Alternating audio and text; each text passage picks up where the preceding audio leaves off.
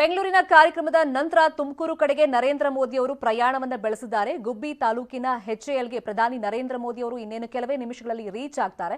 ನರೇಂದ್ರ ಮೋದಿ ಅವರ ಆಗಮನ ಹಿನ್ನೆಲೆಯಲ್ಲಿ ಸುಮಾರು 1 ಲಕ್ಷ ಜನರಿಗೆ ಆಗುವಷ್ಟು ಊಟವನ್ನ ತುಮಕೂರಲ್ಲಿ ರೆಡಿ ಮಾಡಲಾಗಿದೆ. 250 ಅಡುಗೆ ಭಟ್ರು ಅದನ್ನ ಸಿದ್ಧತೆಯನ್ನ ಮಾಡಿಕೊಂಡಿದ್ದಾರೆ. ದೃಶ್ಯದಲ್ಲಿ ಗಮನಿಸ್ತಾ ಇದ್ದೀವಲ್ಲ, ಬೆಂಗಳೂರಿನ ಕಾರ್ಯಕ್ರಮ ಮುಗಿದ ನಂತರ ತುಮಕೂರಿನ ಗುಬ್ಬಿ ಕಡೆಗೆ ಗಣ್ಯರು ಪ್ರಯಾಣವನ್ನ ಬೆಳೆಸಿದ್ದಾರೆ. ಇನ್ನು ಊಟದ ವ್ಯವಸ್ಥೆಯನ್ನು ಗಮನಿಸ್ತಾ ಇದ್ದೀವಿ. 250 ಅಡುಗೆ ಭಟ್ರು ಸಿದ್ಧತೆ ಮಾಡಿದ್ದಾರೆ. 50 ಕೌಂಟರ್ಗಳನ್ನು ಅಲ್ಲಿ ಓಪನ್ ಮಾಡಲಾಗಿದೆ. ಜನರಿಗೆ ಊಟಕ್ಕೋಸ್ಕರ ಖಾರಾ ಬಾತ್, ಮೆಂತ್ಯ ಬಾತ್, ಕೇಸರಿ ಬಾತ್, ಬಿಸಿಬೇಳೆ ಬಾತ್, ಕ್ಯಾಪ್ಸಿಕಮ್ ಬಾತ್, ಪಾಯಸ, ಪಲಾವ್, ರೈಸ್ ಬಾತ್, ಟೊಮ್ಯಾಟೊ ಬಾತ್ ರೆಡಿ ಇದೆ. ಊಟದ ಸಂಪೂರ್ಣ ವ್ಯವಸ್ಥೆಯನ್ನ ಜಿಲ್ಲಾ ಬಿಜೆಪಿ ವಹಿಸಿಕೊಂಡಿದೆ.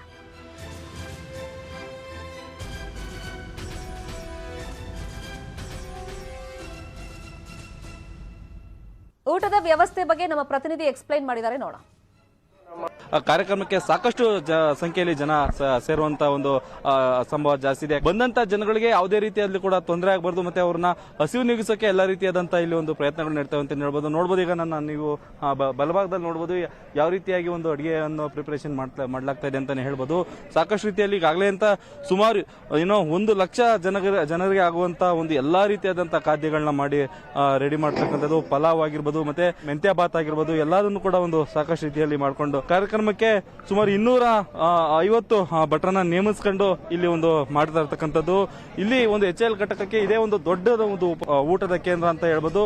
ಸುಮಾರು 18 ಊಟದ ಕೌಂಟರ್ ಮತ್ತೆ ಸಬ್ ಊಟದ ಕೌಂಟರ್ 50 ಕೌಂಟರ್ಗಳನ್ನ ತೆಗೆದು ಇಲ್ಲಿ ಈಗಾಗಲೇ ಸಾಕಷ್ಟು ರೀತಿಯಲ್ಲಿ ಮಾಡಿರ್ತಕ್ಕಂಥದ್ದು. ಈಗ ಆಲ್ರೆಡಿ ಎಲ್ಲಾ ರೀತಿಯಿಂದ ಕೂಡ ಒಂದು ಅಡಿಗೆ ಆಗ್ತದೆ ಅಂತ ನೋಡಬಹುದು. ಇಲ್ಲಿ ನೀವು ನೋಡಬಹುದು ಇನ್ನೂ ಸಾಕಷ್ಟು ರೀತಿಯಲ್ಲಿ ಎಲ್ಲಾ ರೀತಿಯಲ್ಲೂ ಕೂಡ ಈ ಒಂದು ಅನ್ನ ಬಸಿಯೋ ಕಾರ್ಯಕ್ರಮ ಇರುವುದು, ಮತ್ತೆ ಎಲ್ಲರ ಒಂದು ಸಮ್ಮುಖದಲ್ಲಿ ಊಟದ ವ್ಯವಸ್ಥೆಯನ್ನು ಕಂಪ್ಲೀಟ್ ಆಗಿ ಜಿಲ್ಲಾಡಳಿತದ ಪರವಾಗಿ ಬಿಡದೆ ಬಿಜೆಪಿಯೇ ಒಂದು ವಹಿಸ್ಕೊಂಡಿರ್ತಕ್ಕಂಥದ್ದು. ಸುಮಾರು 6-7 ರೀತಿಯಾದಂತಹ ಬಾತ್ಗಳನ್ನ ಇಲ್ಲಿ ಮಾಡಿರ್ತಕ್ಕಂಥದ್ದು. ಈಗಾಗಲೇ ಯಾರ್ಯಾರು ಅಲ್ಲಿ ಕಾರ್ಯನಿರತರಾಗಿ ಪೊಲೀಸ್ ಸಿಬ್ಬಂದಿಗಳಿದ್ದಾರೆ ಅವ್ರಗಳಿಗೆಲ್ಲ ಒಂದು ಸಾಕಷ್ಟು ರೀತಿಯಲ್ಲಿ ಊಟದ ವ್ಯವಸ್ಥೆಯನ್ನ ಮಾಡ್ತಿರ್ತಕ್ಕಂಥದ್ದು. ಈಗ ನಮ್ಮೊಂದಿಗೆ ಇಲ್ಲಿ ಕಂಪ್ಲೀಟ್ ಆಗಿ ಊಟದ ಜವಾಬ್ದಾರಿ ಹೊತ್ತಿರ್ತಕ್ಕಂಥ ಒಂದು ಇಲ್ಲಿನ ಗುಬ್ಬಿ ತಾಲೂಕಿನ ಬಿಜೆಪಿ ಅಧ್ಯಕ್ಷರು ನಮ್ಮೊಂದಿಗಿದ್ದಾರೆ. ಬನ್ನಿ, ಯಾವ್ಯಾವ ರೀತಿಯ ಒಂದು ಸಿದ್ಧತೆ ಮಾಡಿದ್ದಾರೆ ಅಂತ ಹೇಳಿ ಕೇಳ್ತಿಕೊಳ್ಳೋಣ. ಸರ್, ಈಗ ಪಾಕಶಾಲೆ ಒಂದೇ ಭಾಗದಲ್ಲಿದೆ. ಇಲ್ಲಿ ಸುಮಾರು 50ರಿಂದ 60 ಸಾವಿರ ಜನಕ್ಕೆ ಇಲ್ಲಿ ಊಟದ ವ್ಯವಸ್ಥೆ ಆಗುತ್ತೆ. HAL ಮೇನ್ ಗೇಟ್ ಅಲ್ಲಿ 20,000 ಜನಕ್ಕೆ 2 ವೀಲರ್ ಮತ್ತು ಕಾರ್ ಪಾರ್ಕಿಂಗ್ ಇರೋದ್ರಿಂದ ಅಲ್ಲಿ 20 ಕೌಂಟರ್ ಇದೆ. ಅಲ್ಲಿ ಇಲ್ಲಿಂದನೇ ಊಟ ಸರಬರಾಜು ಆಗುತ್ತೆ. ಒಟ್ಟು ನಾವು 1 ಲಕ್ಷ ಜನಕ್ಕೆ ವ್ಯವಸ್ಥೆ ಮಾಡ್ಕೊಂಡಿದ್ದೀವಿ. ವ್ಯವಸ್ಥೆ ರೆಡಿ ಇದೆ. ಹಾಲಿ 70,000 ಜನಕ್ಕೆ ಊಟ ಸಿದ್ಧ ಆಗಿದೆ. ಊಟದ ಮೆನು ಬೆಳಗ್ಗೆ 7:30 ಪ್ರಾರಂಭ ಆಗಿದೆ. ಹಾಗಾಗಿ ಊಟಕ್ಕೆ ನಮಗೆ ಕೇಸರಿ ಬಾತು, ಉಪ್ಪಿಟ್ಟಿತ್ತು, 7-8 ಟೈಪಿನ ಬಾತುಗಳಿದೆ, ಮೊಸರನ್ನ ಮತ್ತು ಪಾಯಸ ವ್ಯವಸ್ಥೆ ಇದೆ.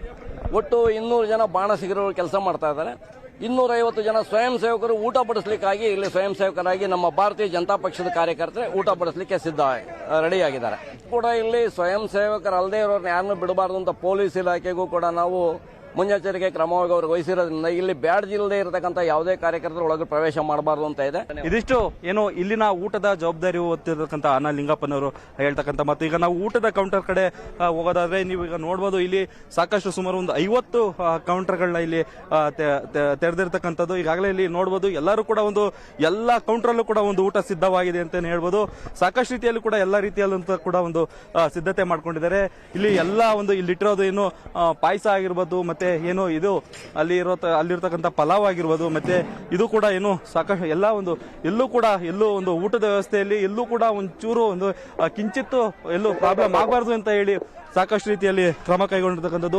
ನೀವು ಈಗ ಅಲ್ಲಿ ನೋಡಬಹುದು, ಈಗ ಅಲ್ಲಿ 108 ಆಂಬುಲೆನ್ಸ್ ಸಿಬ್ಬಂದಿ ಕೂಡ ಅಲ್ಲಿ ಇರತಕ್ಕಂಥದ್ದು. ಯಾಕಂದ್ರೆ ಇಲ್ಲಿ ಊಟದ ವ್ಯವಸ್ಥೆಯಲ್ಲಿ ಏನೇ ಅಹಿತಕರ ಘಟನೆಗಳು ನಡಿಕೂಡದು ಅಂತ ಹೇಳಿ ನಿಟ್ಟಿನಲ್ಲಿ ತಪಾಸಣೆ ಮಾಡ್ತಾ ಇದ್ದಾರೆ.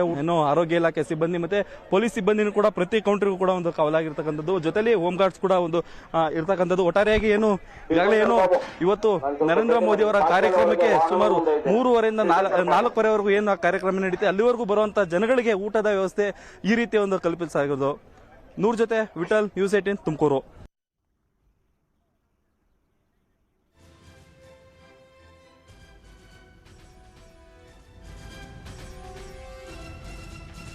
ನರೇಂದ್ರ ಮೋದಿ ಅವರು BIEC ಅಂದ್ರೆ ಇಂಟರ್ನ್ಯಾಷನಲ್ ಎಕ್ಸಿಬಿಷನ್ ಸೆಂಟರ್ ಏನಿದೆ ಬೆಂಗಳೂರದು, ಸೊ ಅಲ್ಲಿ ಇಂಧನ ಕ್ಷೇತ್ರದಲ್ಲಿ ಆತ್ಮನಿರ್ಭರತೆ, ಶಕ್ತಿ ಪರಿವರ್ತನೆಯ ಶಕ್ತಿ ಕೇಂದ್ರ, ಇದ್ರ ಬಗ್ಗೆ ಈಗ ಗ್ಲೋಬಲ್ ಲೆವೆಲ್ ಅಲ್ಲಿ ಲೀಡರ್ಸ್ ಕೂಡ ಅಟೆಂಡ್ ಆಗಿರೋದ್ರಿಂದ ಅದ್ರ ಬಗ್ಗೆ ಅಲ್ಲಿ ಚರ್ಚೆಯನ್ನು ನಡೆಸ್ತಾ ಇದ್ದಾರೆ, ಸಮಗ್ರವಾಗಿ ಮಾಹಿತಿಯನ್ನ ಪಡ್ಕೊಳ್ತಿರೋದನ್ನ ನಾವು ಗಮನಿಸ್ತಾ ಇದ್ದೀವಿ.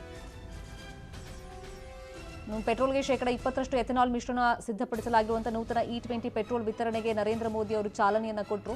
ಮತ್ತೆ ಇದು ಒಂದು ಮಹತ್ವದ ವೇದಿಕೆಯನ್ನ ಕಲ್ಪಿಸಿಕೊಟ್ಟಿದೆ ಇವತ್ತಿನ ಈ ಮಹತ್ವದ ಕಾರ್ಯಕ್ರಮ. ಕಾರಣ ವಿಶ್ವದಾದ್ಯಂತ 30ಕ್ಕೂ ಹೆಚ್ಚು ಮಂತ್ರಿಗಳ ಉಪಸ್ಥಿತಿಯನ್ನು ನಾವು ಕಾಣ್ತಾ ಇದ್ದೀವಿ. ಭಾರತದ ಇಂಧನ ಭವಿಷ್ಯದ ಸವಾಲುಗಳು ಮತ್ತೆ ಅದರಲ್ಲಿರುವಂತಹ ಅವಕಾಶಗಳು, ಈಗ ಆಲ್ರೆಡಿ ಏನು ಕ್ರಮ ಕೈಗೊಳ್ಳಲಾಗಿದೆ ಹಸಿರು ಇಂಧನ ಕ್ಷೇತ್ರದಲ್ಲಿ, ಮುಂದೆ ಕೈಗೊಳ್ಳಬೇಕಾದಂಥ ಯೋಜನೆಗಳು ಏನೇನಿದೆ, ಕ್ರಮಗಳು ಏನೇನಿದೆ, ಅದರಲ್ಲಿ ಉಂಟಾಗುವಂಥ ಸವಾಲುಗಳು, ಅದನ್ನು ಯಾವ ಥರ ಎದುರಿಸಬೇಕು, ಅವಕಾಶಗಳನ್ನು ಚರ್ಚೆ ಮಾಡೋದಕ್ಕೆ ಸುಮಾರು 30,000ಕ್ಕೂ ಹೆಚ್ಚು ಪ್ರತಿನಿಧಿಗಳು, 1,000ಕ್ಕೂ ಹೆಚ್ಚು ಪ್ರದರ್ಶಕರು, 500 ಸ್ಪೀಕರ್ಗಳು ಸೇರಿದ್ದಾರೆ. ಇನ್ನು ನರೇಂದ್ರ ಮೋದಿ ಅವರು ಜಾಗತಿಕ ತೈಲ ಹಾಗೇನೆ ಅನಿಲ ಸಿಇಒಗಳ ಜೊತೆಗೆ ಇವತ್ತು ಸಂವಾದವನ್ನು ಕೂಡ ನಡೆಸ್ತಾರೆ ತುಮಕೂರಿಗೆ ತೆರಳೋಕ್ಕೂ ಮುಂಚಿತವಾಗಿ. ಇನ್ನು ಹಸಿರು ಶಕ್ತಿ ಕ್ಷೇತ್ರದಲ್ಲಿ ಅನೇಕ ಉಪಕ್ರಮಗಳಿಗೆ ಇವತ್ತು ನರೇಂದ್ರ ಮೋದಿ ಅವರು ಚಾಲನೆಯನ್ನ ಕೊಟ್ಟಿದ್ದಾಗಿದೆ. ಈಗ ಜವಾಬ್ದಾರಿಯುತ ಶಕ್ತಿಯ ಪರಿವರ್ತನೆಯನ್ನ ಪ್ರಸ್ತುತಪಡಿಸುವಂತ ಸವಾಲುಗಳು, ಅವಕಾಶಗಳನ್ನ ಚರ್ಚೆ ಮಾಡೋದಕ್ಕೇನೆ ಒಂದು ದೊಡ್ಡ ಮಟ್ಟದಲ್ಲಿ ವೇದಿಕೆಯನ್ನ ನಿರ್ಮಾಣ ಮಾಡಲಾಗಿದೆ. ಅದರಲ್ಲಿ ಉದ್ಯಮಿಗಳಿದ್ದಾರೆ, ಅಕಾಡೆಮಿಯ ನಾಯಕರಿದ್ದಾರೆ, ಸರ್ಕಾರಗಳನ್ನ ಒಟ್ಟುಗೂಡಿಸುವಂತ ಒಂದು ಮಹತ್ವದ ವೇದಿಕೆ ಇವತ್ತು ಬೆಂಗಳೂರಲ್ಲಿ ನಿರ್ಮಾಣವಾಗಿದೆ. ಮುಂದಿನ 3 ದಿನಗಳ ಕಾಲ ಅಂದ್ರೆ ಇವತ್ತು ಸೇರಿಸಿ ಇಂಡಿಯಾ ಎನರ್ಜಿ ವೀಕ್ ಅಂದ್ರೆ ಭಾರತ ಇಂಧನ ಸಪ್ತಾಹ 2023ರಲ್ಲಿ ನಾವು ಈ ಚರ್ಚೆಗಳನ್ನ ಗಮನಿಸಬಹುದಾಗುತ್ತೆ.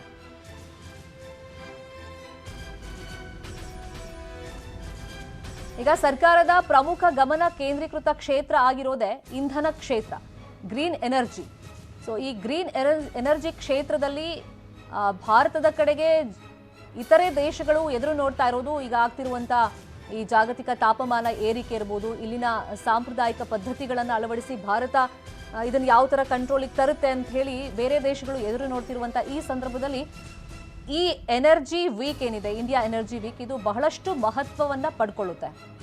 G20ಯಲ್ಲಿ ಇರುವಂಥ ದೇಶಗಳು ಈಗ ಭಾರತದತ್ತ ಎದುರು ನೋಡ್ತಿರೋದು ಈ ಕ್ಷೇತ್ರದಲ್ಲಿ ಭಾರತ ಯಾವ ಥರ ಮಹತ್ತರ ಒಂದಿಷ್ಟು ಸಾಧನೆಗಳನ್ನು ಮಾಡಬಹುದು ಅಂತ ಹೇಳಿ. ಇನ್ನು ಮುಂದಿನ ಒಂದು 8-10 ವರ್ಷದಲ್ಲಿ ಎಥೆನಾಲ್ ಉತ್ಪಾದನೆ ಇರ್ಬೋದು, ಜೊತೆಗೆ ಈ ಇಂಧನ ಕ್ಷೇತ್ರದಲ್ಲಿ ಭಾರತ ಯಾವ ಥರ ಆತ್ಮನಿರ್ಭರತೆಯನ್ನು ಸಾಧಿಸುತ್ತೆ ಅನ್ನೋದು ಈಗಿರುವಂಥ